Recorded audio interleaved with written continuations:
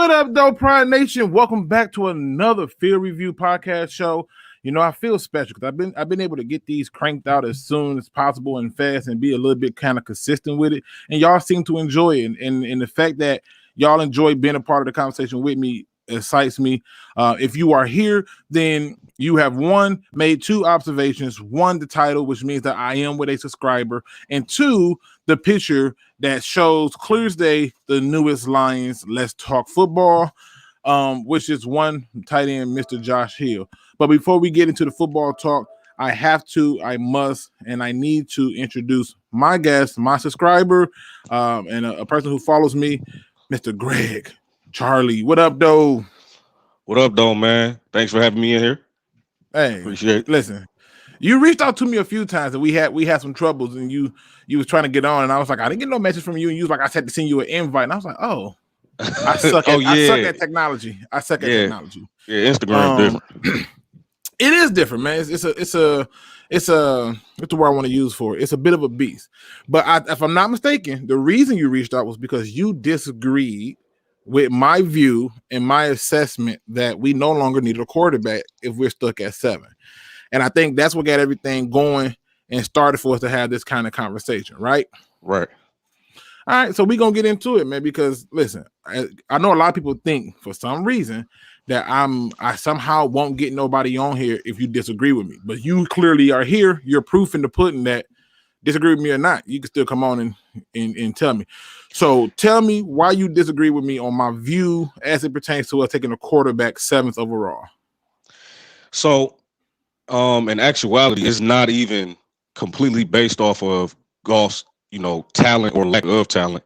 It's really, I don't think, well, it's a bunch of reasons. One, I don't think Goff is here for the long haul. I don't think he wants to be here for the long haul. And I think that Justin Fields and Trey Lance could both be better than him. I think they have higher ceilings.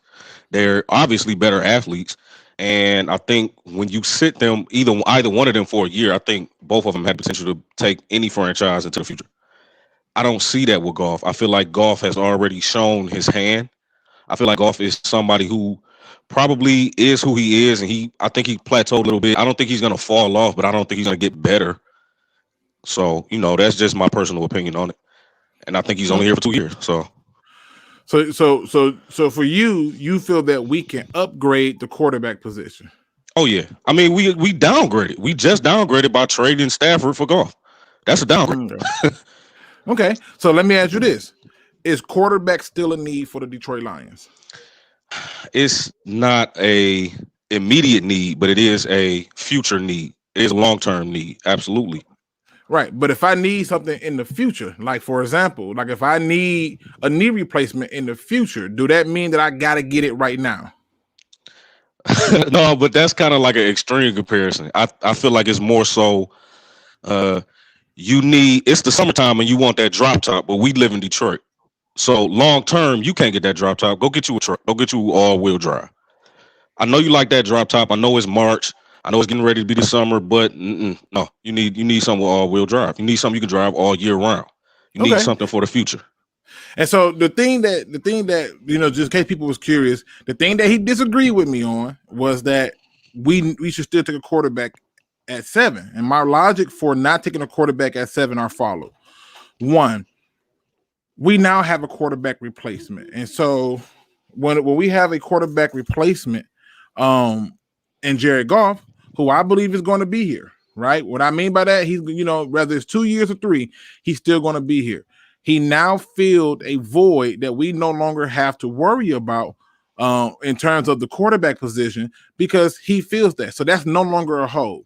And the fact that it's not a hole tells me that why would I go and invest that pick? Now, me and him both agree that the best case scenario is to trade down and get a different pick. We both agreed on that. Get more assets. However, where we part ways is where I don't know. I don't know if I agree on that. I want a superstar. Even if it's Slater or even if it's Kyle Pitts, even if it's Justin Fields, I don't think and I don't think you trade down and still get that guy. I don't think we're gonna get that guy at 12. I don't think Micah Parsons is gonna be a superstar. So I mean, that's the only guy I can see us getting at like 9, 10, 11, 12. So if it ain't one of those, go ahead. And see, when I remember we talked about it yesterday, it was a little bit different. But okay, so you don't agree with that. The problem is this: we don't have to get a quarterback this year because we do have 2 first-round picks next year. And so because we have the 2 first-round picks next year, there's no need to pressure it for this year, especially if people thinking what they have been saying all along, which is we're going to be trash and we're going to be garbage. Hold on one second. Give me 1 second. Hold on.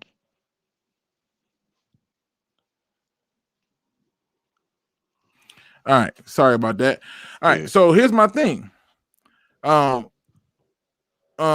So at the end of the day, Joey 2 times, I'm gonna have to choke you two for messing up my Luke G broadcast. Hey, just saying.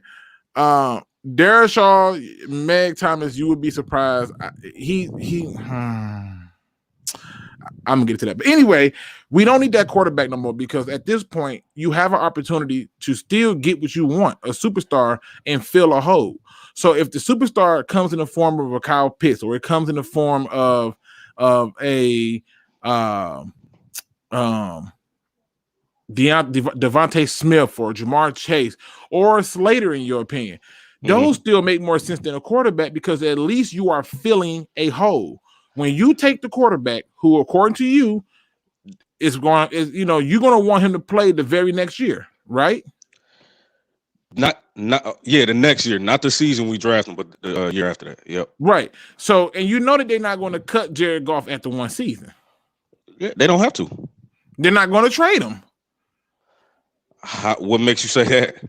Because you're gonna be sitting up there with a guy who loses value with every move that you make. So if you sit up there and you draft a quarterback, and now all of a sudden that quarterback becomes the new quarterback for a guy you just traded for, people are going to be asking questions like, "What the hell they know that we don't?" You're going to have to find a team that's real desperate at that point. And all I'm pointing out to you go ahead. I mean, it's kind of the same thing some of the same questions I got now about Jared Goff. Why in the hell did they give us 2 first-round picks to take this dude? And I'm glad you used the word. What you mean they didn't? They didn't give us 2 first-round picks to take the dude. The Lions sat up there and said to themselves, okay, we already know that once we trade Stafford, we're going to need a quarterback. So they originally went in saying that we'll give you Stafford straight up for Aaron Donald. That's called testing the water. You dipped your toe, right? So you got your toe dipped, you swirled around, the water was cold. Nobody was biting on it.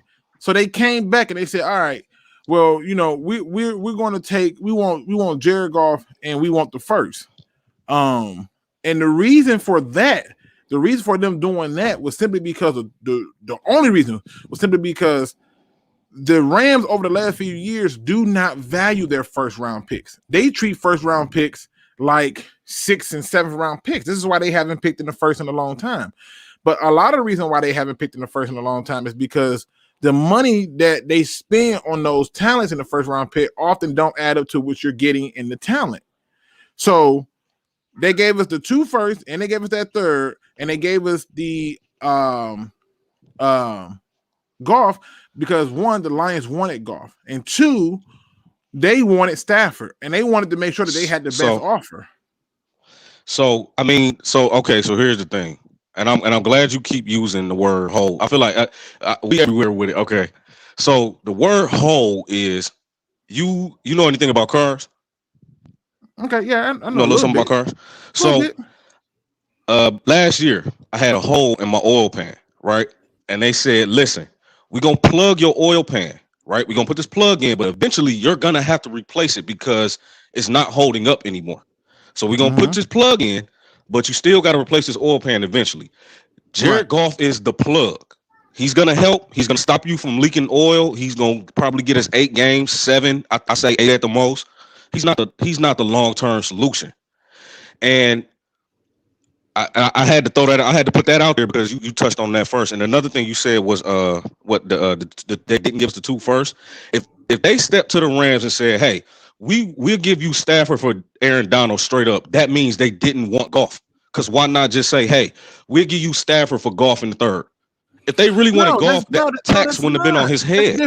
That's different. You're assuming that because they came and asked for something at a higher price tag, that they didn't want that in the first place. But like, for example, since we sticking into the car example, for example, that when the car is being sold, that the person, if you sell a car for $3,000, somebody's gonna come to you talking about $2,000.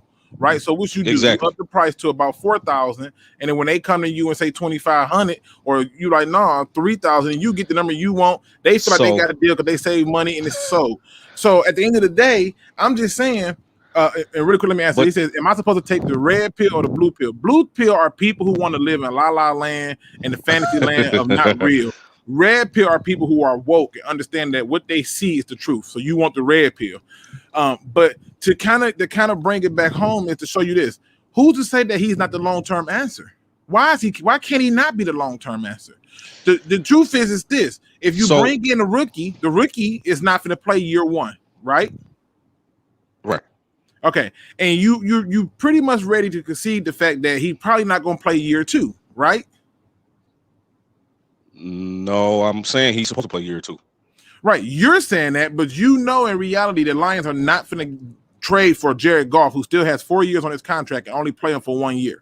So you got to be honest and say that he's going to be here at least 2 years max. Okay. So honestly, they can cut him after the 2 years, but it'd be better to trade him after one because he will still hold some value. If we get him out there and he plays his way and other teams look at him and go, and we'll get a Lions a 4 for Goff. We get a Lions a 5th for Goff. We can still that. I mean, you got this idea that we can't trade him after a year. I don't understand why not. Because if you trading him after a year, to now play the rookie, then you telling me that the team one is prepared for the rookie to take over. Our team won't be prepared for the rookie to take over. Well, and for me, I don't want to waste a draft pick on something that is not an immediate need. Quarterback for the Lions is not an immediate need. They don't have to be completely ready to take over. I do think within a year's time they will fill some holes, and then you still got to get them out there and get them acclimated to the NFL. Throw them out there. So I'm not saying it has to be completely Super Bowl ready, but let's just throw it out there and say we'll be Super Bowl ready in 4 years, right? I don't want the rookie to get out there and with no years of experience in the NFL. I want him to been able to have played a year at least. Keep in mind, we got 2 firsts next year, right? And then 2 firsts the year after. Why can I not take my let's say you are right about the 4 year. Why can I not take the quarterback in year 3 when I still got 2 first round picks? Why does it have to be this year when we still have holes? And let's just say because it's playing chess for purposes. Huh? It's playing chess. Yeah, but this right here is checkers. You got a lot of goddamn problems. You got a defense who just broke the record from a team that went 0-16 for giving up the most points on defense. That's not you cannot sit here and invest. You got an offensive line that's not assisting or keeping your quarterback upright. Yes, we got a better O-line than what the Rams got. Our O-line is not garbage like that. I'm not saying that. I'm just saying that you got to understand. Last year, they didn't keep their quarterback clean. That's not me making it up. That's just the reality. Where was Stafford ranked amongst quarterback sacks? He was at the bottom somewhere. He wasn't like the number 1 QB hit like he was a couple years ago. If you give Bob Quinn his credit for anything, he did some things with his O-line. And they got players that haven't even really played yet. He got 3 good O-linemen, right? So and then but that's 3 out of 5. And then you got what's my man name on the bench? The big guy, the big V. You know what? I'm not sure about Big V, but I'm talking about the rookie. What is his name? Steinberg, who they was grooming the entire time to be a center. Steinberg. I don't think they have to put him at center. I think they can put him at guard. But I mean, I'm not looking at this line like it's immediate. We don't know if he's going to hold that part down. And let's say they do put him at guard. Who's playing right tackle? Big V. You like the Big V at right tackle? I mean, you gotta put him there. every position is not gonna be. I mean, I don't think when the last time we seen all 5 linemen be amazing. What was that, like the 80s Cowboys? Yeah, but that's not my point I'm trying to make to you. My point I'm trying to make to you is this. You're still focusing on the offense, right? And I'm telling you that there are holes all across the defense. There are a few holes on offense, but we can fix that in free agency. What I'm pointing out to you is this. If they take the quarterback at 7, he is not playing this year. Is that a false statement in your opinion or a truth? That's a true statement. Okay. If we taking him and he's not playing this year, how does he help this team this year?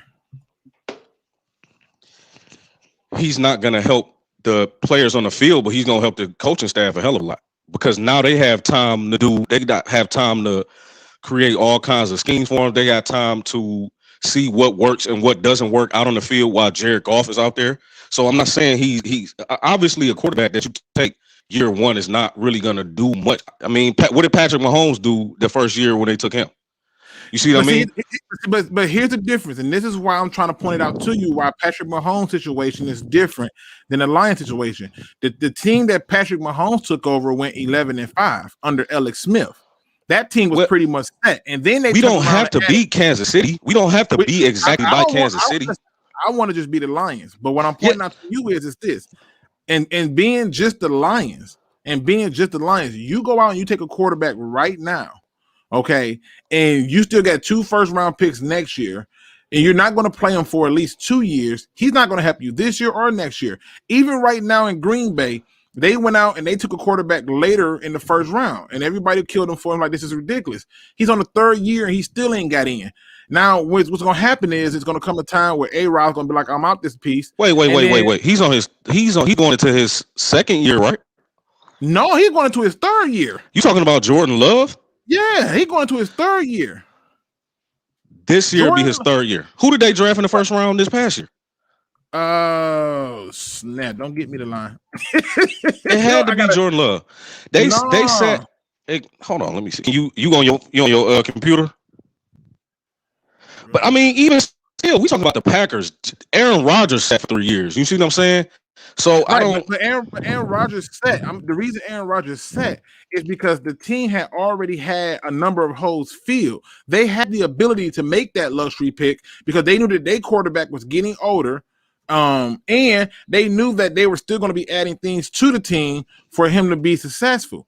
We didn't get that luxury. Yeah, right? Jordan Love going into his 2nd year. But I hear you. It was his 2nd year he going into?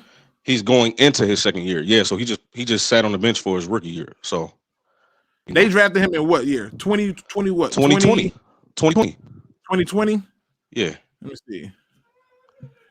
I just want to double check. I'm pretty sure he's going into that. And see, here's that's cool. See, here's what I mean this is what I mean when I say playing chess. 26. Yep. All right. If we wait until we get maybe an average year out of golf, another average year out of golf, or even a bad year out of golf, right? If we wait until the 2nd or 3rd year, and let's just say we just outside of the top 10, or we picking 10th overall or something like that, everybody's gonna know we need a quarterback. Everybody's gonna know we want a quarterback. Whoever else wants a quarterback, they're gonna be trying to package together deals, trying to jump ahead of us. Right. And there's plenty of teams out there who I'm looking at them and I'm like, yo, when a couple more years, they could be one quarterback shy away from their, promised land or whatever, like Washington. You see what I'm saying? So, but when you wait, you're still missing the point. You're still missing the point. Every example you gave, those teams were set. They had the talent. We are not that team. But see, you don't have to be completely set. I think you just get the guy that you like. I think if you Brad Holmes, if you like a quarterback right now, you get him. Because in the back of your mind, the only reason Jared Goff is here is because Matthew Stafford requested this trade. That's the only reason he's here. Right. You didn't go out and say, "Oh, we want Jared Goff. We finna put together this master plan to snatch Jared Goff away from the Rams." It didn't happen like that. As a matter of fact, it happened in the exact reverse. So I don't think you hold on to that. If Dan Campbell and Brad Holmes are in agreement, like, yo, we love Justin Fields, we love Trey Lance, go get him right now. Let Jared Goff go out there, make plays. Let him go out there and perform in front of these other NFL teams that may want him, and then flip him for assets, or hold him on roster and cut him after the 2 years, and then put your guy in. That's what I mean. I'm not saying the team has to be completely put together. The Seahawks wasn't completely put together, but they made it work eventually with Russell Wilson. That's not true. When did they get us? That's not true. What was their record when they draft when he stepped in? Didn't he only get in there because somebody got hurt? Well, because Liner got hurt. No, he balled out in that preseason. That was preseason, right? But they recognized it. But he balled out. He did. He balled out.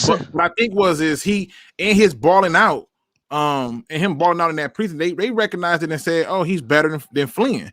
But what I'm saying to you is they had to run game. And his first year, they had him hand the ball off a lot. They never really had big name receivers like that, but they tried to get him a big name receiver. I can't think of that dude name. Was it Sidney Rice? Or I'm drawing blanks on the stuff right now. But they had a number of people that they brought in for Wilson to be successful. My only issue with taking a player like a quarterback at 7 right now is this view right here that people somehow like right here. Don Burr, he says this is why you don't make these types of trades. Lions fans fall in love with players too quick. Man ain't played it down, and people saying he the future. Who they talking about? He talking about golf or the Lance? I think Don Burr is referring to me. He's saying that I fell in love with golf, but I ain't fell in love with golf. I didn't feel like that too. I just simply did the simple logic behind what the truth is, and so to me, the truth will set you free. So I'm gonna show you why he is the future. Okay. So let's get into why he is the future. I know this is going to be foreign to a lot of people. Let me just. I hope you're not about to do like a restructure type thing. I'm not going to do none of that. Okay. I'm just showing the people who say he's not the future why he is, because it doesn't make sense. So here you are. You're a new coaching staff, and obviously you're going to be implementing new schemes, new systems, and new things, right? And so you obviously going to do that, but you're going to get guys who you believe can handle that for you. You tell me, we know he's playing this year. He's the starter this year. 100% he's the starter. I don't think nobody's going to argue with me. Right. He's going to account for $28.1 million. That's 14.3% of the cap. Mm-hmm. In year 2, at 28. This is the year that, Greg want to trade him. He counts for 12.9% of the cap at $26.1 million. The cap goes down on the 3rd year. This is why I kept saying he's going to be here at least 3 years, because the cap is constantly going down on his contract. And then you can dump him right here in that 4th year when he's 30, and you still walk away with $26 million and save money. This is why he's the future. He's going to be here at least 3 years. Why we want to fight against that is beyond me. So even if he's here, that doesn't mean he has to be QB1. Who was benching? So what happened? What happens if you trade him after year 2? Is that a way you can calculate that? If you trade him year 2, right here. No, I'm talking like trade him beginning of year 3. Do they have the rights to trade him at the beginning of year 3? They could trade him next year. They could trade him right now. Okay, so if you trade him after year 2, at the beginning of year 3, you take a $15.5 million cap hit, and you only save $10 million. Wait, what do you? No, okay, I'm saying. So see where it says 3, year 3, $0, year 4, $0. So if you trade him that year, you don't take a pay cut, right? No, you don't take no dead money. You just save your money, right? Okay, but so that's okay. The problem is this: you got to remember the salary cap went down almost $16 million for the first time in like 20 some years, and so the salary cap is going to go back because why? The vaccine is out for this pandemic. Yeah. 2, they're getting back to normal life as we speak right now. 3, that cap is going to go back up, and so when that cap go back up, and here I am with a guy who's been in my system for 2 years. I'm going to now decide that, you know what, I'm going to dump him in year 3 because I got this rookie. Why? And we hit the part we don't know. Hit the part we don't know, because it could go the opposite way. I don't want to make it seem like there's any absolutes here, right? But if you're telling me that, if you're telling me that you're so sure he's not going to perform, then you're Cleo. I think he's going to be average. I don't think he's going to come out and... That's all we need. And I'm telling you, that's all we need. That's all we need. Trent Dilfer, Jake Delhomme, Rex Grossman have all been to Super Bowls. Like, are we serious? So, I mean, and so Jared Goff. But what I'm saying is, you talking about those guys, they won Super Bowls, but you naming a small handful of guys that haven't really been much to go on to win Super Bowls. Most of the time when we talk Super Bowls, Super Bowl caliber quarterbacks, we talking about Brady, Rodgers, Wilson, Pat Mahomes. We talking about these kind of guys. Peyton Manning. Patrick Mahomes sucked in both his Super Bowls. In the first Super Bowl, the only reason people forgave the ridiculous thing was the fact that what he did in that fourth quarter. But he sucked, huh? But do they get there without him? They was 11-5 before they even got him in the building. Do they get to that Super Bowl without Patrick Mahomes? I need you to tell me that. Oh my God. You said that? Yeah. But it got to the Super Bowl with Patrick Mahomes? Because if you go through you go through and you look at those years, they ran the damn ball. That's what it boiled down to. They ran the damn ball, especially year one. Now, the reason they suffered in the second one is because they didn't run the ball. But this idea that Jared Goff is just going to be this bad player, we don't know that. If he go out there and ball out, and now you got this quarterback who let's say Jared Goff go out there and ball out, and the Lions get to a Super Bowl in year 2. You telling me it's time to trade him in year 3? I would never say that, but that would also never happen. We're not getting into no Super Bowl in year 2 with Jared Goff as a quarterback. Listen. I mean, if we gonna keep it realistic, we're not getting to no Super Bowl with Jared Goff as a quarterback. Go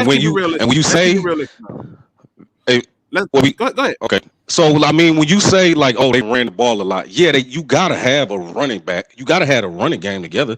It's just like a boxer. You gotta have your left and your right hook. But just because they ran the ball, don't mean Patrick Mahomes wasn't out there getting busy. Patrick Mahomes was out there going crazy the whole year, including up in the playoffs and the Super Bowl. So his Super Bowl game might not have been up to par, but they not going to the Super Bowl without Patrick Mahomes last year. They're not making the Super Bowl. This is what I don't understand, Greg. Why are you and other fans so bent on moving on from Jared Goff before he take a snap in a Lions uniform? Why are you and so many fans ready to say we need to get the future in Yoko, and it got to be right now when quarterback is not a need for this team right now? Very simple. Sean McVay. Sean McVay is looking at this dude. I respect Sean McVay. I think he's the offensive genius that everybody says he is. Unlike Patricia with the defensive genius shit. I mean, can I cuss?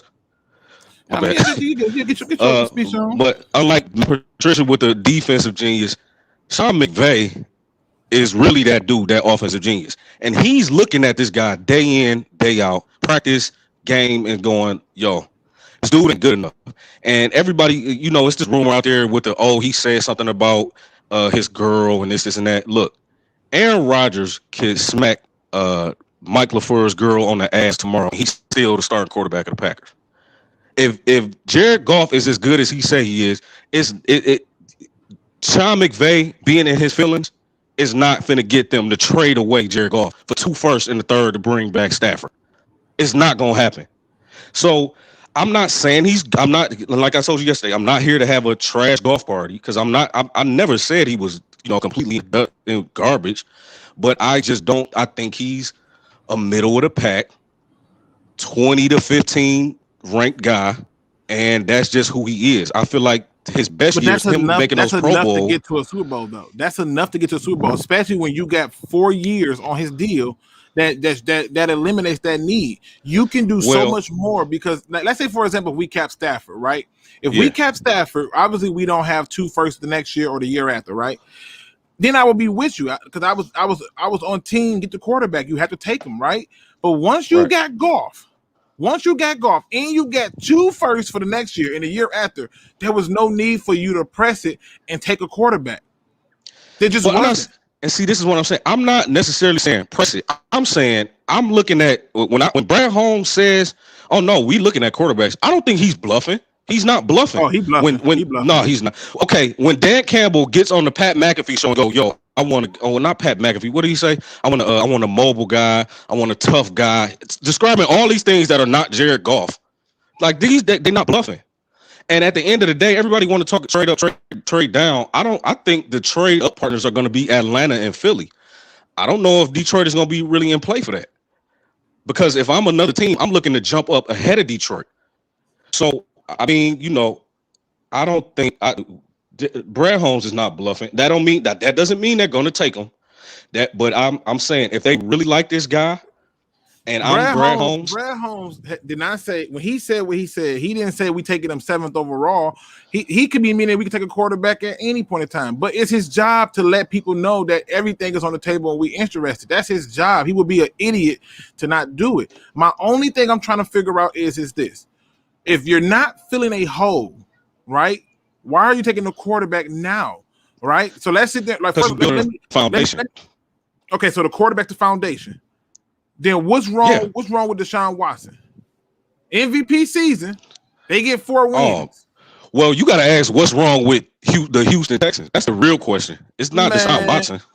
Listen, Go Lions says we will see about Sean McVay. I feel like if the Rams suck, they're gonna just blame Stafford, right? Sean McVay gonna go unscathed, and I can go and show coaching decisions that Sean McVay has made that suck. I think they're gonna kill Sean McVay. If he go through everything that they went through this year and traded away the guy that they just paid $100-something million to bring back a 33-year-old quarterback, this better work. I think it is going to work, but I think they're going to kill McVay. Well, listen, I don't want to linger on this too long. I know you did on this, but let's talk about something else. I predicted yesterday that we were going to look for a tight end who's going to be willing to do the grunt work, and the Detroit Lions announced that they have signed former New Orleans Saints tight end Josh Hill. What are your thoughts on that? I like it. I would like to see, how they're gonna get in there and do that 2 tight end set with Hawk and I forgot his name. What's the new tight end name already? Hill. Yeah, yep. Josh so Hill. I would like to see. Yeah, it's just gonna be interesting to see that. I'm not mad at it at all. It was a team friendly contract, so I mean, I look at it like this. You know what I mean? I look at it like this. I suspected that they was going to go for a grunt work guy, and it's funny. This is what I mean. I hate to say it, but it's another reason why I know that Jared Goff is the answer. Unless he just come out and stink it up in year 2, he's our quarterback. But the thing about him, year 1. No, I mean year 2. They're going to give him a pass in year 1. You're not dumping a quarterback at the 1 year. Like we gave Matt Patricia 3 years. You think we're gonna give a quarterback 1? I would shoot the Lions a new one if they do that. You gave Matt Patricia 3 years. You gave Matt Millen too damn much time, and now a quarterback has 1 bad season and you dump him. I'm gonna let them have it from here to high heaven. See, Luke, you gotta let it. You think because Jared Goff putting on a new jersey, he's a new quarterback. You gotta bring him over here with those question marks that he has on the top of his head.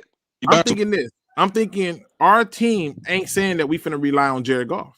You see, you don't go out and sign a guy like Josh Hill, who's supposed to be a run blocking tight end. You already got another run blocking tight end in TJ Hockenson, and then you got a running back in DeAndre Swift.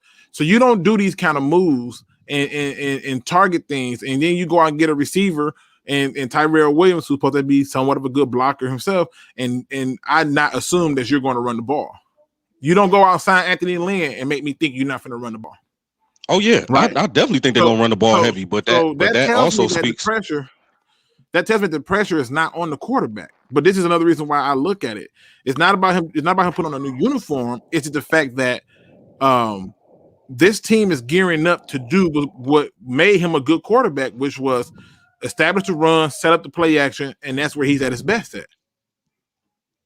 Yeah, I mean, I think we're going to have to do more than just run the ball. The only thing that I can try to compare it to is what they're doing in Tennessee with Ryan Tannehill. But I don't think it's the same situation. I think this situation is more so close to what happened with Carson Palmer when he left Cincinnati. Remember when Carson Palmer left Cincinnati, he went to an Oakland Raiders team that was middle of the pack. They wasn't really all that great. But, that was his stop before he finally was like, you know what, I'm a free agent. Now I get to choose my own destiny. He went to Arizona, went to a Super Bowl.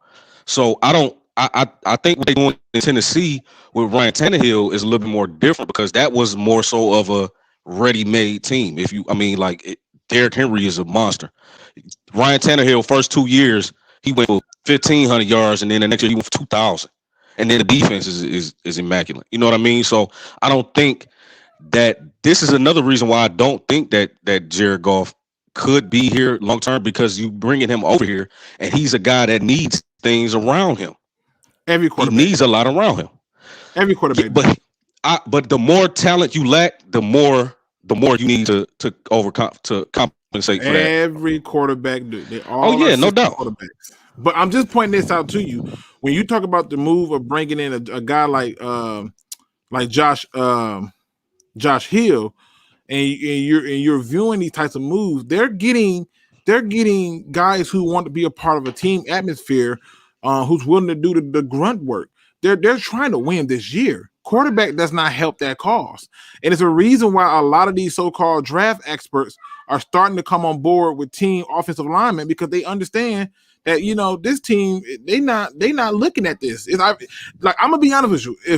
I think the only receiver that they really love is Jamar Chase.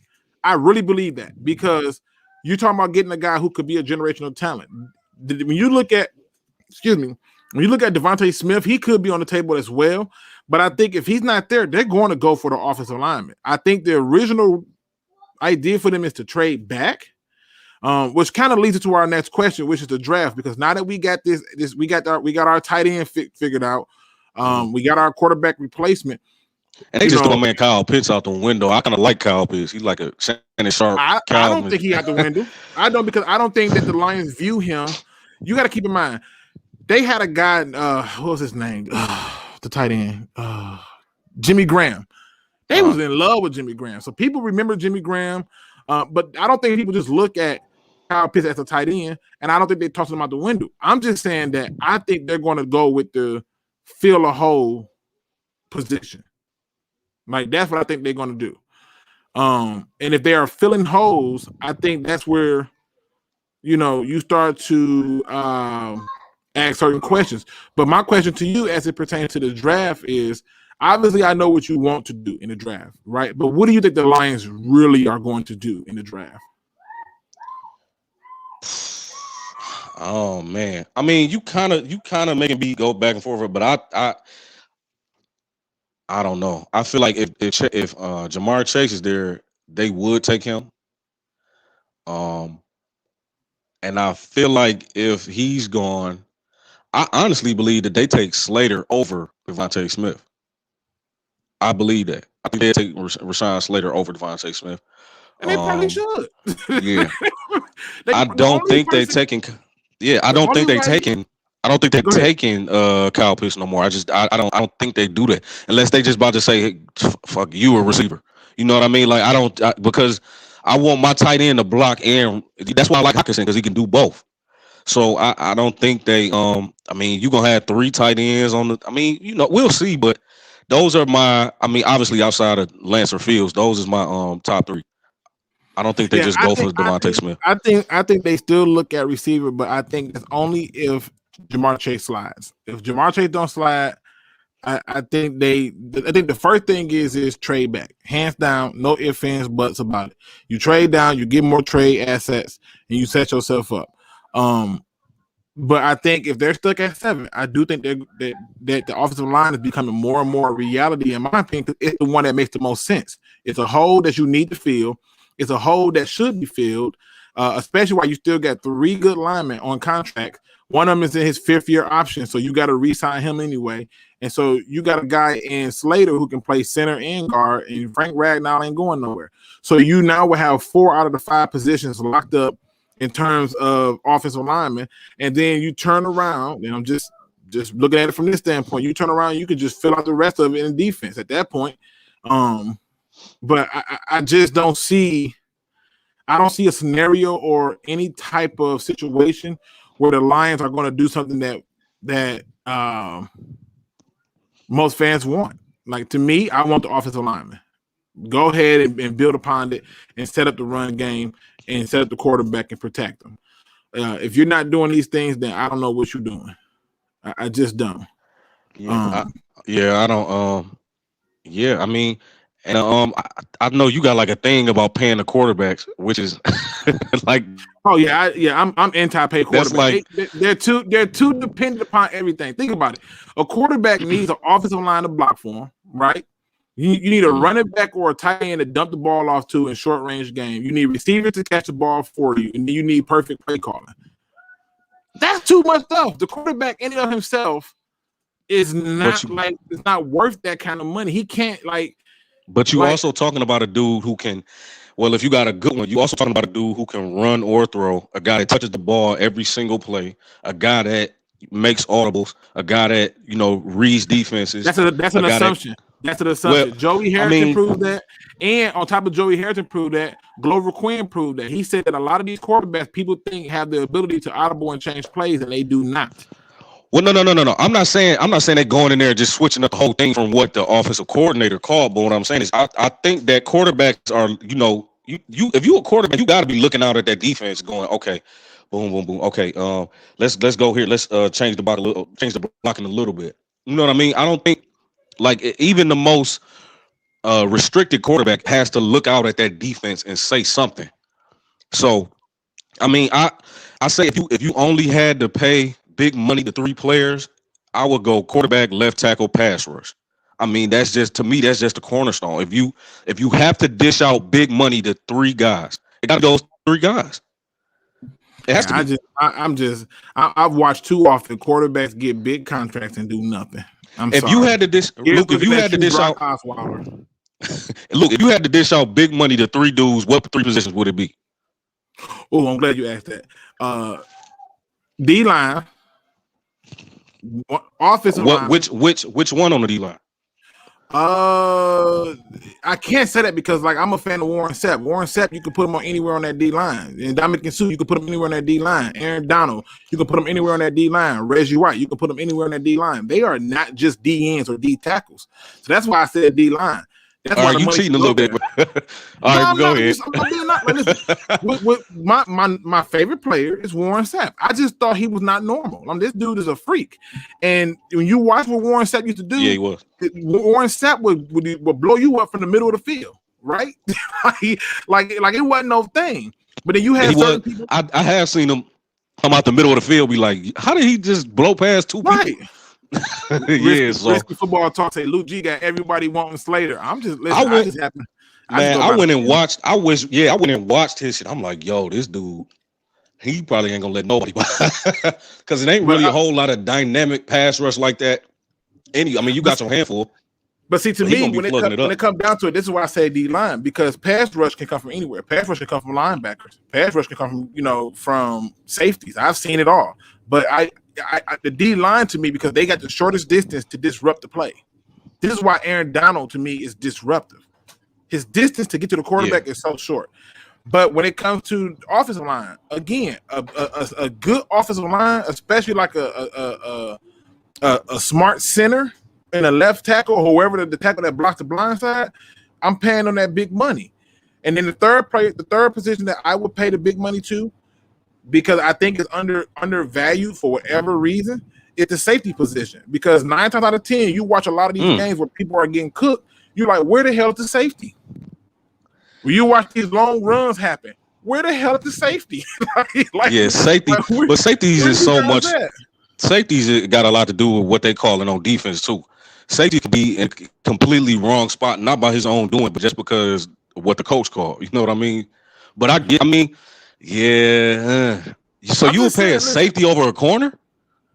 Oh, if you got the right corner, he's shutting the receiver down for the whole game. Bro, listen, if you go through the history of the NFL, how many corners have really been truly shut down corners? And if you look at a modern time, once you get past Darrell Reeves, Jalen Ramsey might be close. Yeah, I like Jalen Ramsey. He might be close. Yeah, but at the Jalen Ramsey, who else? I'll wait. Well, you only get a couple generational. You only get a couple Kobe's, LeBrons. I'm not even talking about generational talent. I'm talking about this is why I don't pay the corner. See, the corner to me, you want to get paid, do what Darrelle Revis did. Darrelle Revis was hated in the NFL because he would sign a lot of short-term deals because he would tell them, oh, in 2 years, I'm going to be better than this. In 3 years, I'm going to be better than this. I need a 4-year deal. He knew his value. He knew his worth. Who out here shutting down? Who are these shut down corners? They're not doing that. They got help with the front seven. They got help with safeties. It's too much dependence. So when I look at positions that are like for me, I play linebacker. I know that for me, a lot of the time to do my job effectively and look good, I need the dude in front of me to do his. Exactly. So off rip, I'm dependent. But you look at all the teams, like if you get a guy that's like a Lawrence Taylor, even though he was on crack, right? Like I'm pretty sure he was. Like I'm sure he was high as hell. But if you get a guy like that, that can affect Lawrence Taylor coming to see you, dog. Listen, bro. I'm sorry. Lawrence know he had an addiction problem. I'm sorry. I'm not gonna say he was on crack. He had an addiction. He had a substance abuse problem. Is that fair? He did. Probably so. I'm just saying, is that fair? I'm just saying he had a substance abuse problem, and it is what it is. Keidrick says move Okuda to safety. Been preaching that for a while.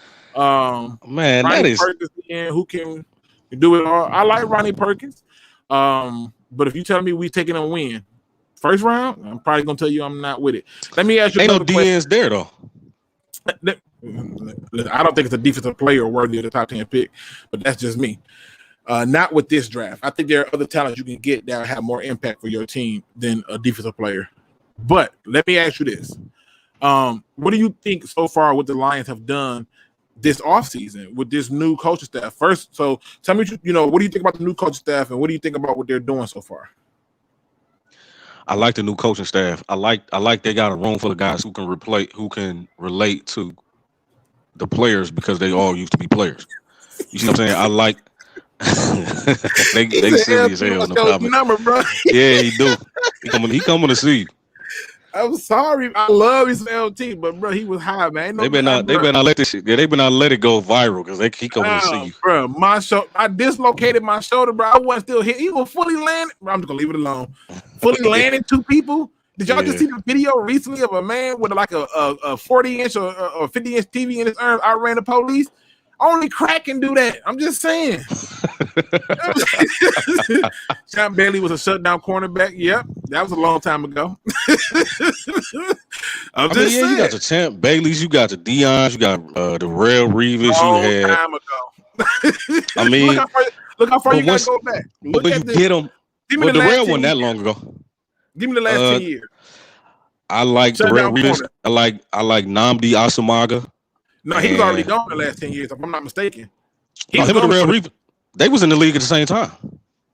He was in the league after 2010? Nnamdi Asomugha? I think he didn't leave until 13 or 14, if I'm not mistaken. Yeah, Nnamdi Asomugha was here for a while. Really? Let me see. I don't know about that. I don't know about that. I know he acting right now and producing. I wish I knew how to spell his name. I think it's Nnamdi. He retired in 2013. Who roster was he on? He was on the Raiders, the Eagles, and he only played 1 year for the 49ers. Okay. How many games did he play in 2013? Oh, I don't know that. Let me see. Let's see. I'm just curious about this. Yeah. How many games did he play? That's a good question. Let me see. I don't have his. Oh, here we go. He played like where he started. He played 3 games. I'm not gonna play around with y'all, man. He must have got hurt. I'm not gonna play around with y'all. Like, bro, I'm like, he was in the league after 2000. Okay, but I'll give you. You can't tell me he was shut down between 2010 and 13. You're not gonna tell me that. Come on now. He was shut down. What was he shut down? He was shut down. What was it? I would say all the way through from like maybe 05 to 05 to we reached a little bit on that one. He wasn't shut down in 05? Listen, but if I said from 2010 up to now, 05, you want to give me everything from 2010 on down? I ain't arguing with you, but 2010 on up, no. 2010, yeah, 2010. I mean, they ain't been making them. They ain't been making. Oh, Stephon Gilmore. I mean, I don't think you call him shut down. He ain't been shut down, man. Yeah, he had one shutdown year. I'll walk that back. I'll walk that back. Okay, all right, listen. But he's a good corner though. He's a hell of a corner though. I like shutdown. I'm not knocking. I'm just saying though, if I'm paying you cornerback money, you should be shut down. You need to have 100% impact. But it says James Hunter says, Luke, can Rashawn Slater play right tackle if they need him to? I looked at the film and he's on the left. Yes, he can play left, right, guard, center. That dude is an athlete and a monster. And so yeah, I think he can do it. I think he can really do it. Tease Tabor. Tease Tabor. Somebody said Tease Tabor. They just being funny, man. They wilding. They wilding. So let me ask you this question though. What do you think about Sheila for him? Because I know this is a topic that a lot of people really have stayed away from. And every time I hear anybody from the Lions' new coaching staff talk, they always refer back to Sheila for him and how Sheila for him talked to them and told them what her expectations were and what she's expecting. And it sounds like what she's expecting is nothing but excellence and greatness. What are your thoughts on the Lions' new owner? Even though some people argue she's still Ford, even though her last name is Hamp. What are your thoughts on her? I think she actually want to win. I think she actually wants to see the Detroit Lions win a Super Bowl. I don't think she's playing when she, bring these dudes here and goes. And one thing I noticed about Sheila Ford, she really gives up a lot of things that she's gonna do, and you got to really catch it. So they was like, they asked her a question like, how do you feel about the lack of minority head coaches being hired in the NFL? She said, well, and at first I was kind of mad at her because I felt like she talked around it, but then she said, well, I mean, the first thing you have to do is bring coaches on to be a part of the coaching pipeline so that they can eventually actually be up for those jobs. See, a lot of times we don't even have a lot of minority head coaches up for jobs. And what happened? We don't have coaches, period. We ain't had a head coach who head coached this team, get a head coaching job since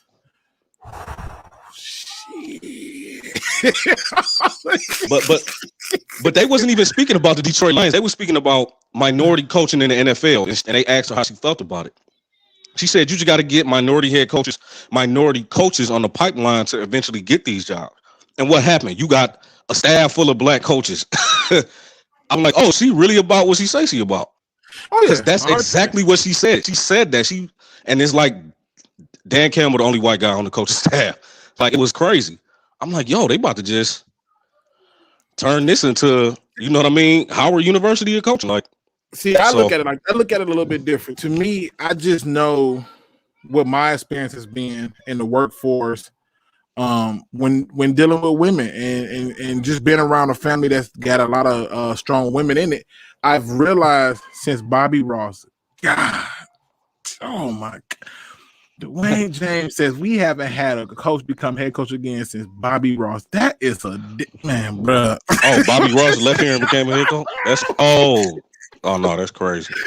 Bruh, what year was Bobby Ross? Bruh, I feel like Bobby Ross was like he came in, I want to say like 95 or something. I don't know. But I know we ain't had nobody who coached this team has left and been a head coach again. Jim Swartz put together a defense that was disgusting in Philly. He couldn't get a head coaching job again. They like, nah, man, I saw what you did over there in Detroit. Rob Marinelli had a good defense in Dallas. They're like, bro, you went 0-16. I wouldn't dare. Like this is just. It's hard. I think Jim Caldwell should get another job though. I'm surprised he didn't get another job. Well, he got an offer for one, but I think health got in the way. Or something like that, or it's a family. So I don't remember what it was, but thanks for pointing that out. That it was Bobby freaking Ross. When I look at Sheila Ford Hamp, man, like I just think that her attitude is different. Her sense of urgency is different, and what she wants this team to look like is different. She's willing to have the conversations that other people want, and this is one of the reasons why I was so hyped when they announced her as the head, as the new owner, because I was like, yo, she gonna actually tweet. You know what I mean? Like she actually understand emails. You know what I mean? Like the guys who were before her didn't understand emails and didn't understand a lot of the technology these days. And so that was the things that I looked at and said that, hey, we we gotta at least put some respect on it, right? Like it makes so much sense. And so that's why I was really hyped about it. And I think most fans should be. So now here comes the question that I'm gonna throw to you. I'm gonna give you a curveball. I need your way too early. I'm gonna say it again. It's your way too early prediction for the Detroit Lions 2021 season record. 7-9. 7-9. That's the ceiling. Yeah. Oh, are we doing ceiling? Ceiling is 8-8. Floor is, I guess, floor is 3-13. But I mean, obviously 0-16. But I don't think they're gonna. I think, but I mean, that's the floor, though. I mean, I don't think that's gonna happen. And I mean, we just came off a 5-11 team, so I mean, it's only up from here. At 7-9. You want a quarterback now with a team that you think gonna go 7-9? Man, they trying to win this year, bro. I'm telling you, pay attention. Yeah, they trying to win this year, but that don't mean that don't mean they can't draft a quarterback. That don't mean I think they can draft a quarterback at 7 and still go 7-9. Because I think even if we get Rashawn Slater, I think without Rashawn Slater, we still have a pretty good O-line. You see what I'm saying? I think even if we get who was the other guy? Jamar Chase. We get Jamar Chase, but is Jamar Chase going to really account for a whole lot of wins? Did Calvin? You see what I'm saying? And that's one reason why I don't think we should take a receiver or a quarterback. You can't help me win this year. But I mean, I even pointed out, even with Rashawn Slater, I don't think we need him to have a good O-line. I think he will definitely come in and help out a lot, but I don't think he's going to make or break this O-line. He's not. We have a pretty decent O-line. We have pieces that we can plug into this O-line. He makes or break the O-line. You got to understand. The reason he makes or breaks the O-line is because if you get one more good lineman to go with the 3 that you have 4 out of that 5 positions locked up.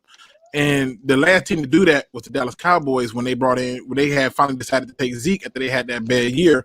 They had that bad year, and they like, we picking 4, we gonna take Zeke, and they took Zeke. And I'm telling you, if you got 4 good linemen on the team and a meh quarterback, bruh, with the running back we got. Well, okay. Well, so let me ask you this. You said what's his name? Zeke, the guy from the guy from Dallas. Yep. I don't think.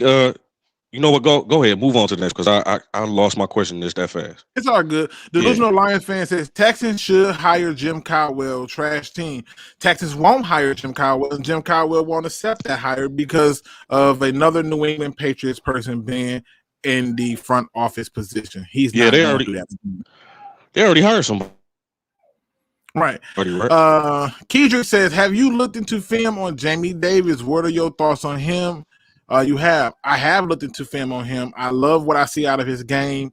He reminds me of Darius Leonard, a guy who's rangy, got cover skills, is good downhill and sideline to sideline.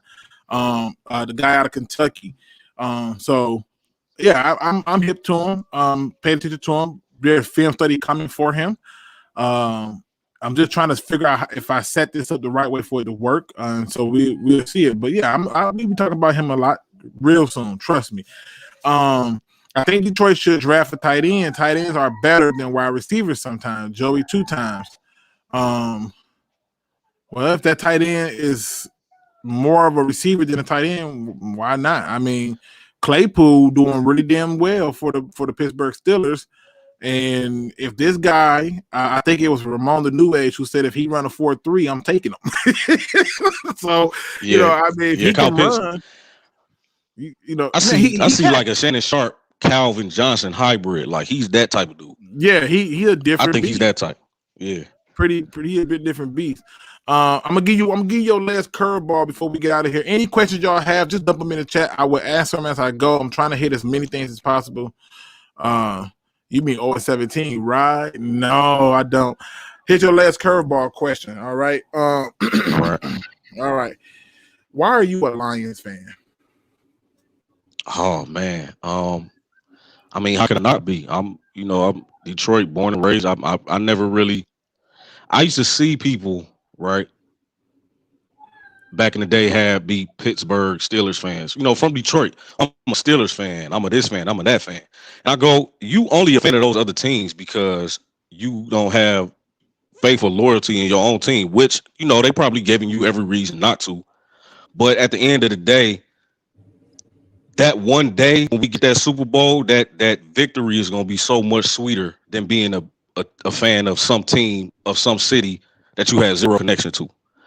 And, you know, I mean, it's just, you know, I just always grew up a Lions fan, always seeing the Lions games on TV every single Thanksgiving.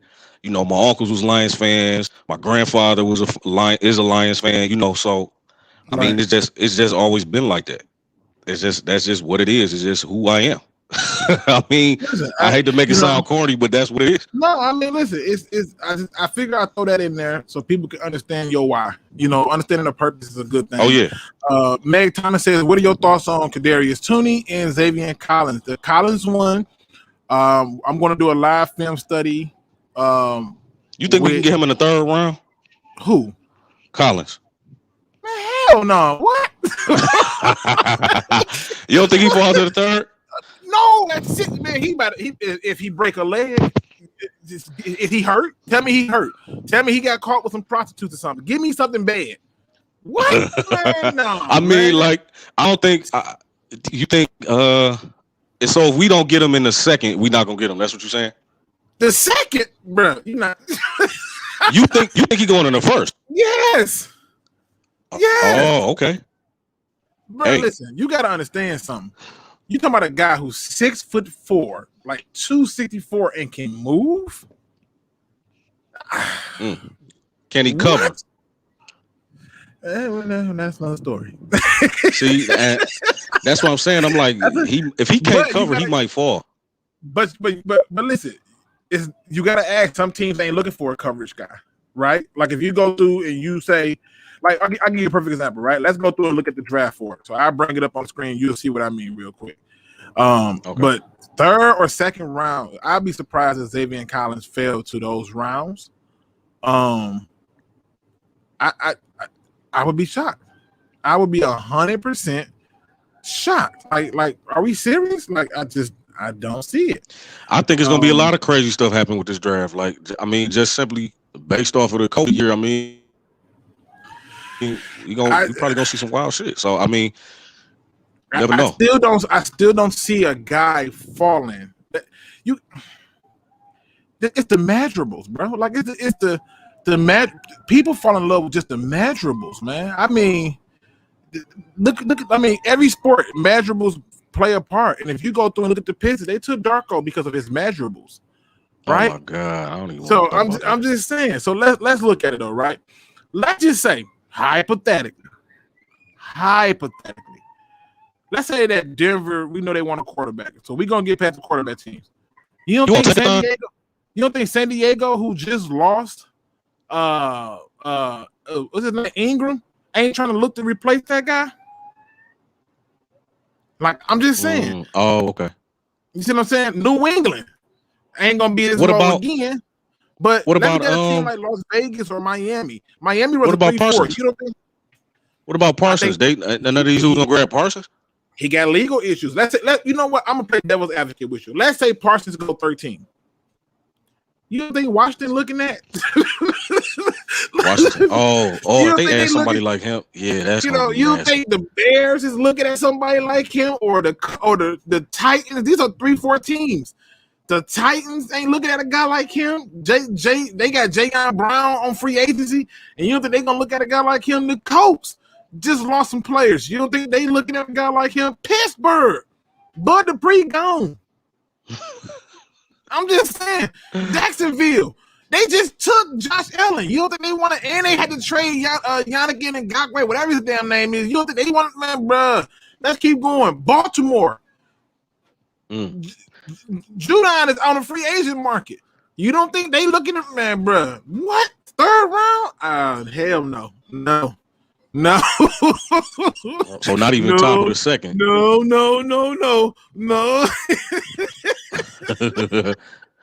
Let me. You want Tankathon? Huh? You want Tankathon? Yes. Do me a favor. Click mock. Click who? Mock. Where it says mock, like the mock draft. Oh, you want to see the mock draft? Okay. I don't really go by think-a-thon mock draft, but although I do take any information I can get, so let me just make it big enough so that people can see. I'm trying to get it as big as possible. Let me see.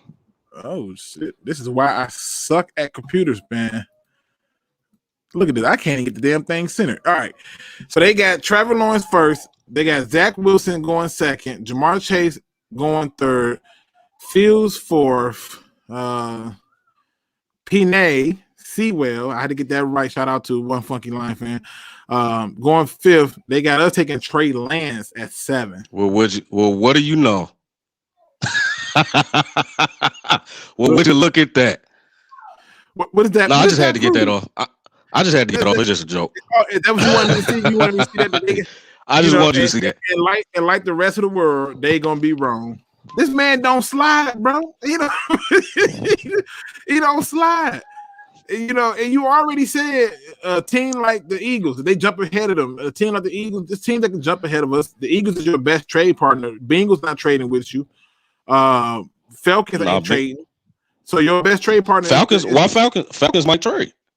Why do you think the Falcons ain't gonna trade? They want a quarterback. I swear that they want a quarterback. They're trying to get their guy for the future. See, they didn't trade their quarterback. They stuck with his contract, and they want to groom the next guy.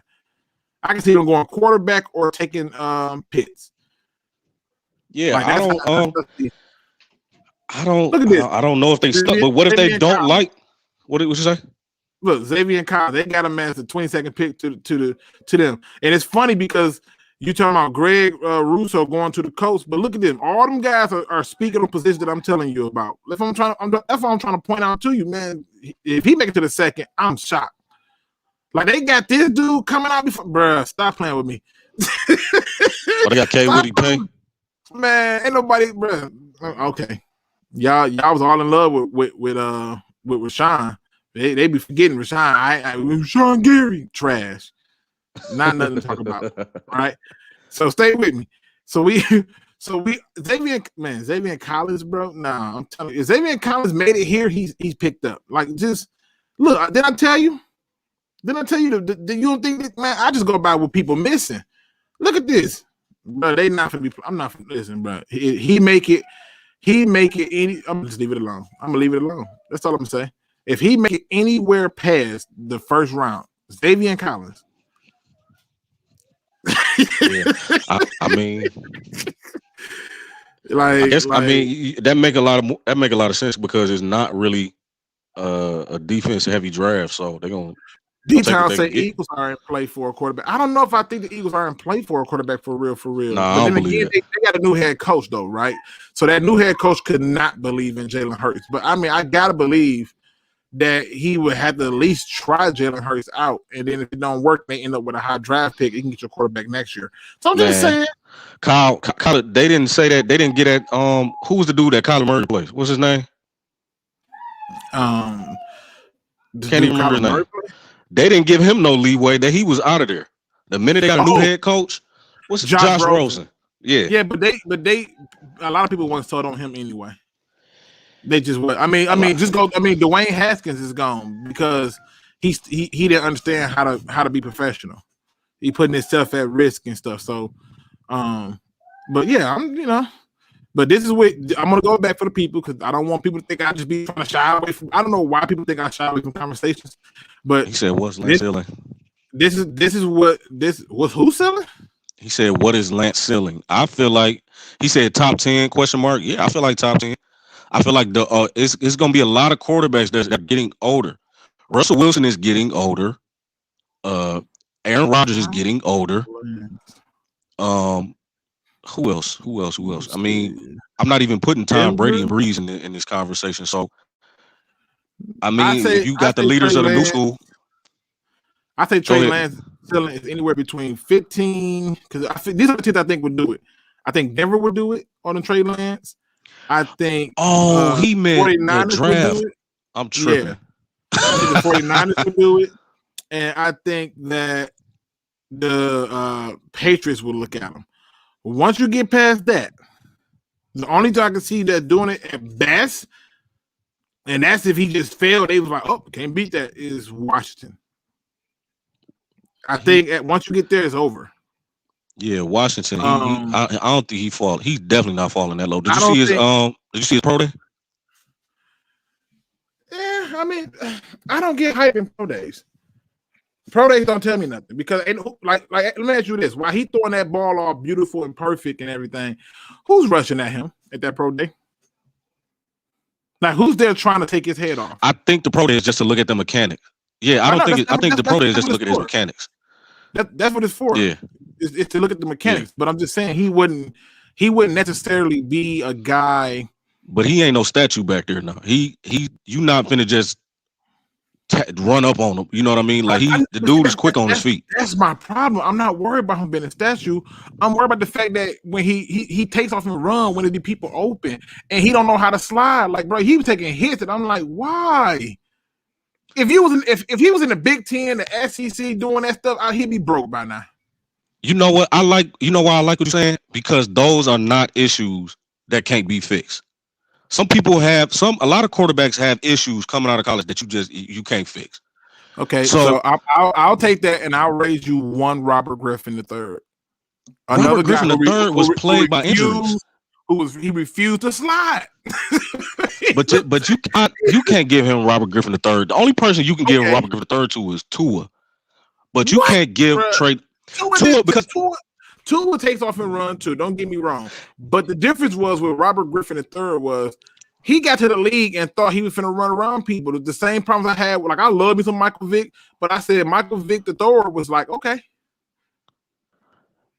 I like Michael Vick throwing the ball though. I didn't think he was. Listen, I think he was good enough.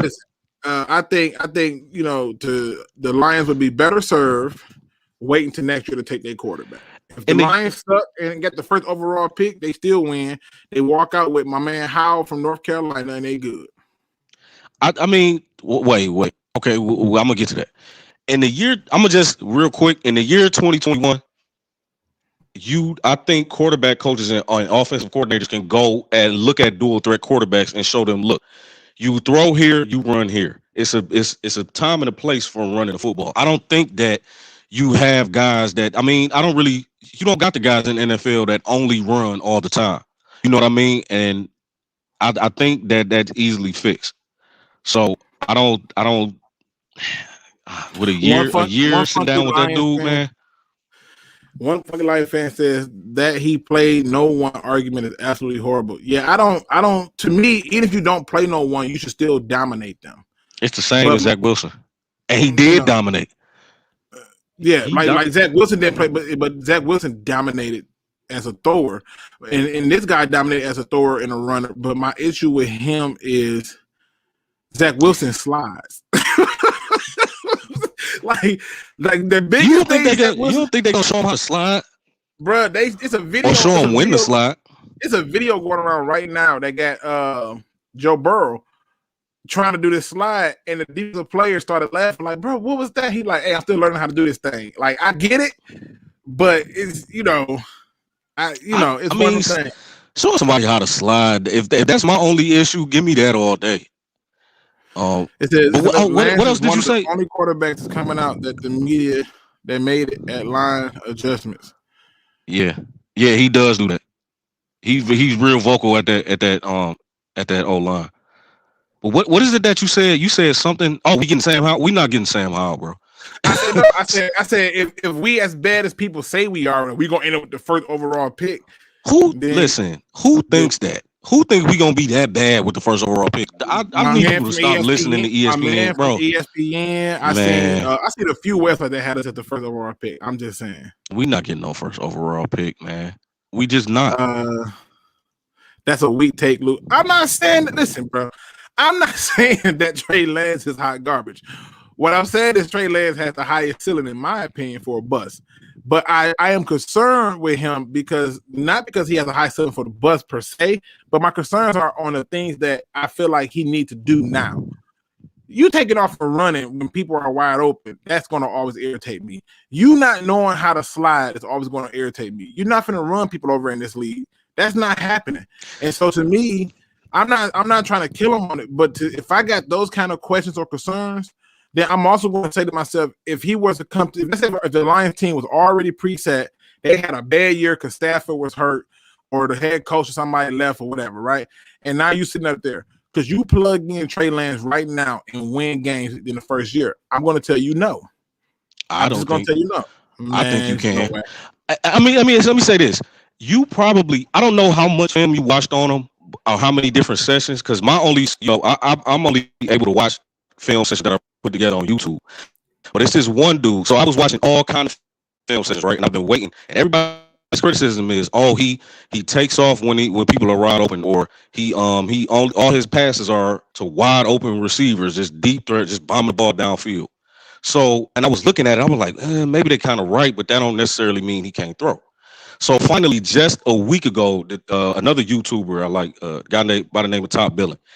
I don't know where he got access to this film at, but he is the only person I've seen with film of Trey Lance throwing into tight windows. I was like, where did you get this? Because nobody else has it. J.P. O'Sullivan got it on there. You go check out his videos. He got videos of Trey Lance throwing in the tight window coverage. Yeah, he covering Trey Lance's throws and stuff like that. Like, to me, you gotta pick your poison. Like, the pros can say a lot of stuff. The pros, they hyped up a lot of people. But I'm just saying, if Trey Lance is your pick, right? If Trey Lance is your pick, I just think that there are other quarterbacks who are better than him. Obviously, but I'm just saying that if I'm taking a guy 7th overall, you need to come in and play today. Nah, no, you don't got to come in and play today. Why you got to come in and play today? I mean, why though? Why does he have to come in and play today? You see, I mean, no, I'm telling you with this team, if we're taking somebody 7th overall, I want them on the field. Okay, because I don't at quarterback, I definitely don't need you right now. I got Jared Goff. I got to see what he can do for the Lions. So I got a quote from Dan Campbell. I'm positive you heard it, but can I just read it real quick? Go for it. Okay, so let me see. Here we go. Right here.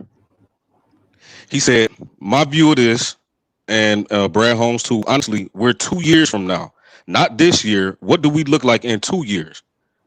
That's the way I really view this. So any piece that we add, any free agents added, any draft pick added, like those players, they have to be the core foundation for 2 years from now. Because if we make knee-jerk reactions right now, it's all about how do we get there as fast as we can now. And that's great. Maybe we'll get a winner next year. Listen, you're a cold one for that one. I respect that. I mean, but that's what he said. He just said that. But I still don't see how that fits to Lions. But he said fits Lions? No. I don't see how that quote lines up with them taking Lance or taking the quarterback at 7. Because think about it. If they're trying to win right now and you have Jared Goff, who is a quarterback who just left a team that was damn near Super Bowl ready every year he was there, and now all of a sudden he's here with the Lions, he's supposed to be Jared Goff is supposed to go from one situation to another situation that says this next team has to be ready right now. So if everything that they're doing is he's looking at 2 years from now, what the hell is Jared Goff going to be doing in these next 2 years? You see what I'm saying? Why is Jared Goff even here? If we build him for 2 years from now, Jared Goff is, I mean, I'm not saying he's hot garbage.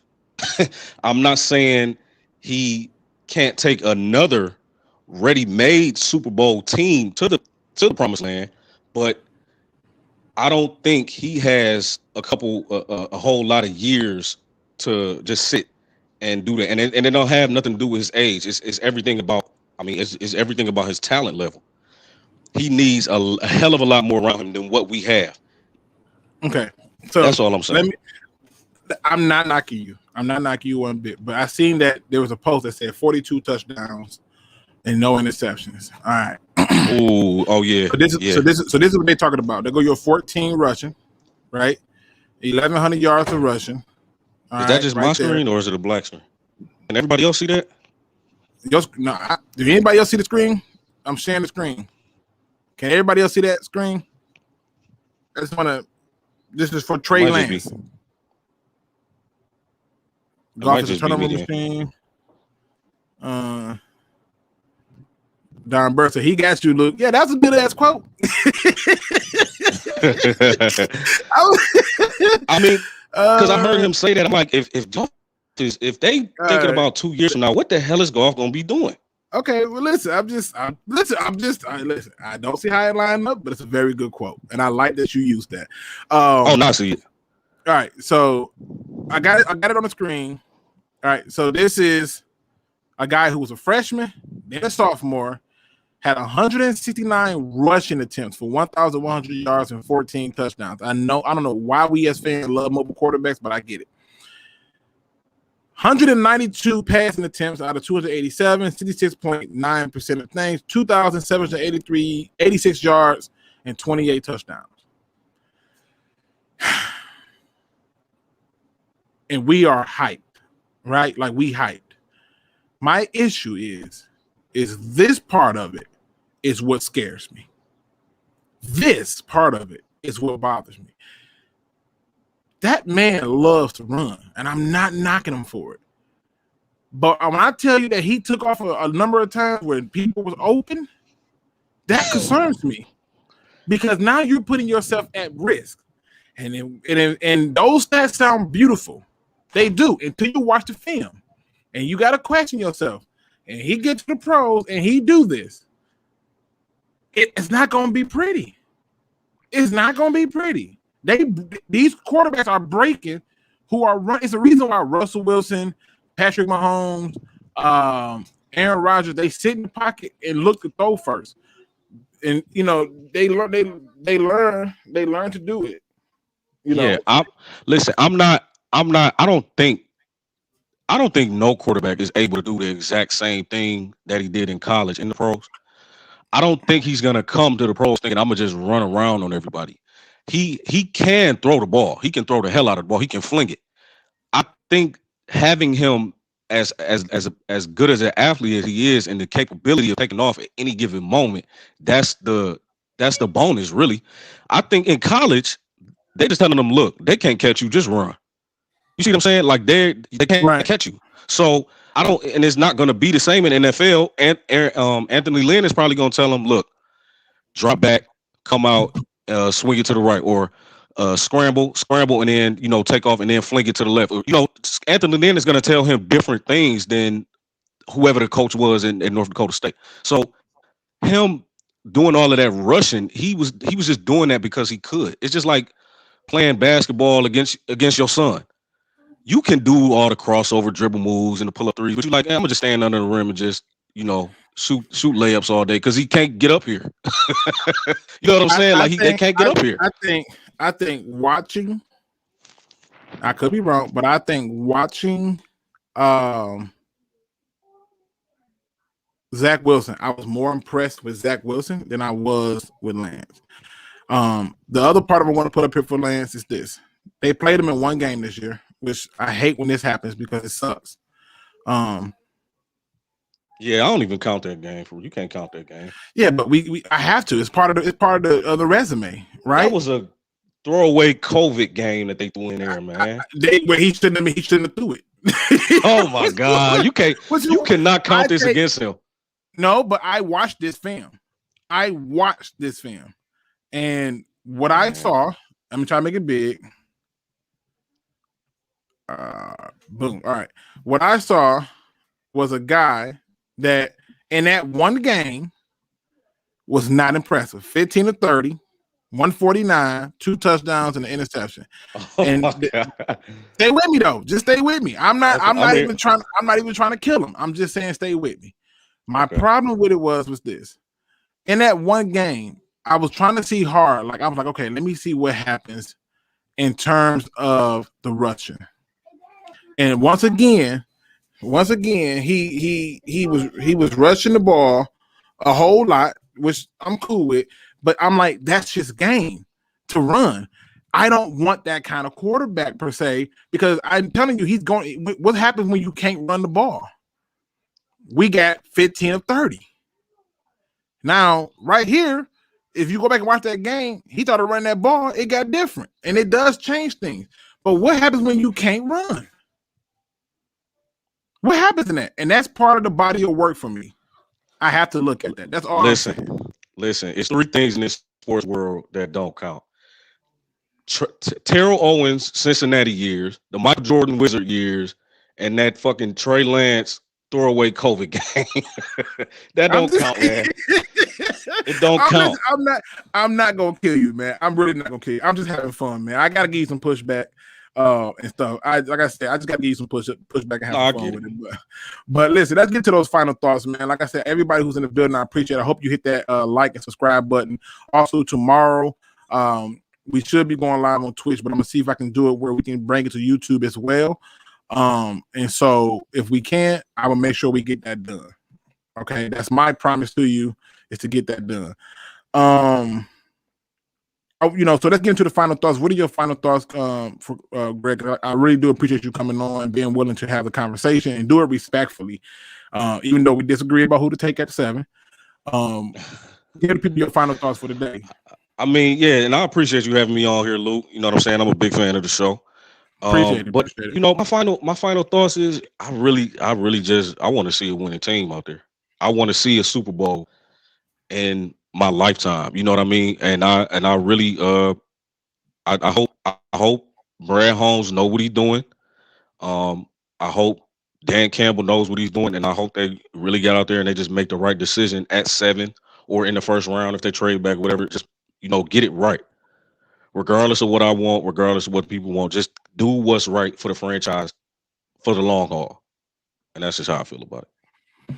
All right, absolutely, man. You know me, man. I want to thank everybody for coming in the show. Obviously, I want to thank my guests and my subscribers for coming on and talking some football with me. It's always a pleasure.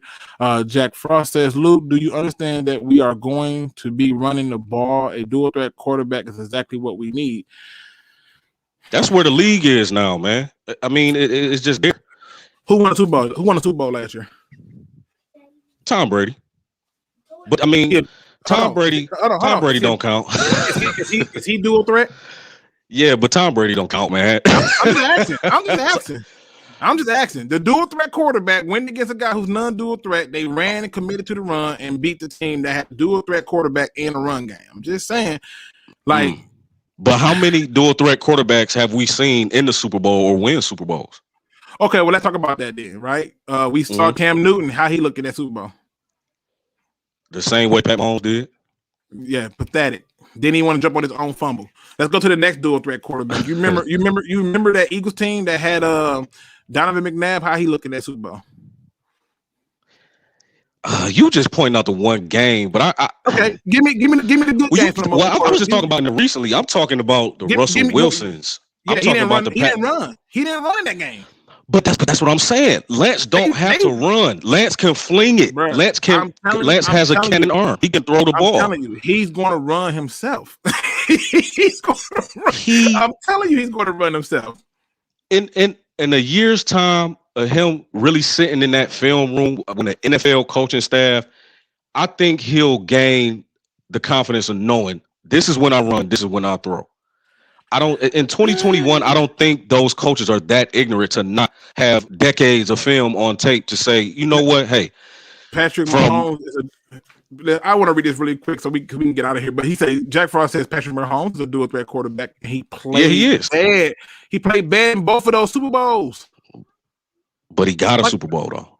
Because they ran the ball. They ran the ball and played defense. Our guy ain't finna. Okay. Next. We got what? Russell Wilson. Who got him there? And he didn't run the ball. He wasn't the guy that was like running the ball for them Super Bowl to win. They ran it with Marshawn Lynch. Okay, go ahead. But what I'm saying is he's the guy. He's the guy that got them. Man, they're not in those positions to even be in those Super Bowls without these dudes. I mean, I'm just saying they're not in these Super Bowls without these guys. What they were doing all year round, how many wins they accounted for, how many yards they put up with their feet and their arm. You remember Colin Kaepernick? Yeah, also played in the Super Bowl. Yep, that was nice. It was nice while it lasted. It was. I'm just saying. They ain't been the same. They haven't really. Who's the quarterback? Who's the quarterback on the Ravens when they lost it to them? The quarterback on the Ravens, that was Joe Flacco. Yeah, He was so good. But he was the worst. He was like the worst. He was one of the worst QBs to win in the last couple years. Most of the time, the QBs that win are actually good quarterbacks that actually mean something to the team, that don't get their job stolen by a rookie. So I'm just saying, I don't think. Jack Frost. I think it's a handful of them. Jack Frost said, "Look, you losing. We're not even having a debate. What am I losing? We talking football. What am I losing? We talking football. Listen, but no, I appreciate it though, man. Jack, I've been waiting for Jack Frost to get on. I've been waiting on One Funky Lion fan to come on. It's a few people I want. So they all must be in favor of taking a quarterback too. Well, I mean, a lot of people are in favor of taking a quarterback, but I'm just saying, It's just, let me go ahead and get us out of here, man. We've been doing this all day. Lord knows I love me some football. All right. Let's get into it, people. Final thoughts of the day. The Detroit Lions obviously brought in Josh Hill to be a tight end. This is not no news. So I got that one right again, that we were going to find somebody who's willing to do the grunt work, and that's a good thing. But here's my final thoughts. Today's final thought comes from Warren Buffett. Who says that impatient people are attracted to money, while money is attracted to patient people. I'm gonna say it again. Impatient people are attracted to money, while money is attracted to patient people. Ah, good people. This quote came up just because I knew that I was going to have this debate about the quarterback this year. And I thought to myself, how can we do this?